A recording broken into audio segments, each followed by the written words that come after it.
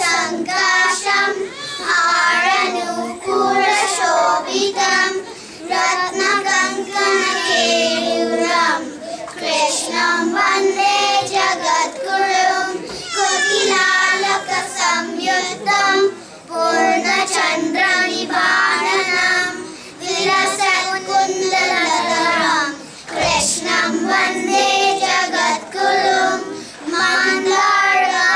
मन्दारगन्धसंयुक्तं चारुहासं चतुर्भुजं परिविञ्चाशुण्डकं कृष्णं वन्दे जगद्गुरुम् अकुलवर्णपद्राक्षं नीलजीमूतसान्निभं यादवानाशिरोरत्नं कृष्णं वन्दे जगद्गुरुं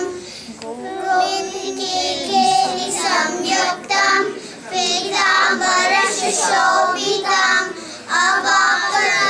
अवाप्ततुलसीकान्तं कृष्णं वन्दे जगद्गुरुं गोपिकानाङ्कुशमुद्रा कुङ्कुमाङ्कितवक्षसं श्रीनिकेतं महेश्वासं कृष्णं वन्दे जगद्गुरुं श्रीवत्स